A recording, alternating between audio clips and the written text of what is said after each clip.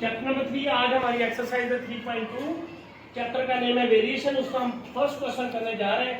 First question के 3 part है, तो हम बारी बारी हर पार्ट को सॉल्व करेंगे।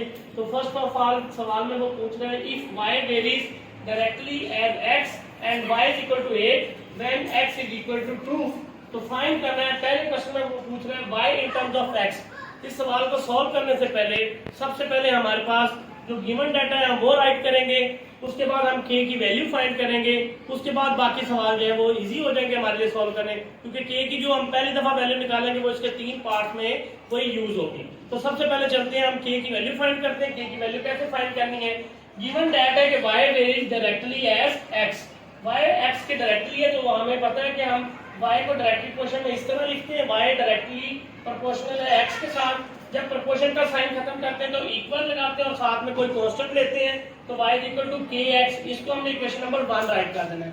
अब जो क्वेश्चन में हमें गिवन है कि y को 8 रखना है आपने और x को 2, इसकी वैल्यूज को आप इस इक्वेशन में पुट करेंगे तो y की जगह पर 8, k वैसे आ गया, x की जगह पर 2 इधर मल्टीप्लाई हो रहा है, इधर आकर डिवाइड हो गया, 2 1 2 और 2 4 8। तो यहाँ से k की वैल्यू हमारे पास क्या निकल आई 4, और यही k की वैल्यू हम इसके बाकी 2 पार्ट्स में भी यूज करेंगे। अब चलते हैं फर्स्ट पार्ट में। वो पूछ रहे हैं y in terms of x, y की वैल्यू निकालनी इन टर्म्स ऑफ x।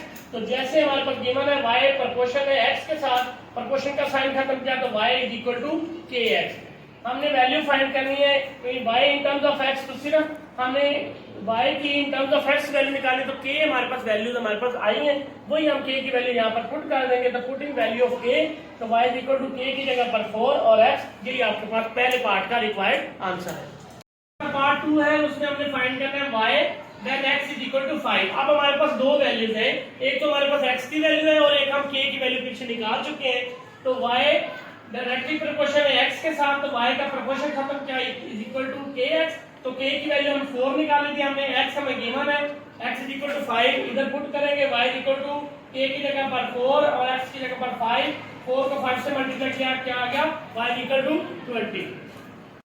उसमें हमने फाइंड करना है x when y is equal to 28। As given y directly proportion है x के साथ, प्रोपोर्शन का साइन खत्म करेंगे y is equal to kx। k की वैल्यू हम पहले निकाल चुके हैं, k की वैल्यू है 4, y की वैल्यू गिवन है 28, इधर पुट करेंगे y की जगह पर 28 इज इक्वल टू k की जगह पर 4, x एज इट इज आ गया, 4 इधर मल्टीप्लाई रहा है, उधर जाकर क्या हो जाएगा डिवाइड हो जाएगा। तो 4 1 4 4 7 28, तो x का आंसर क्या हो गया आपके पास 7।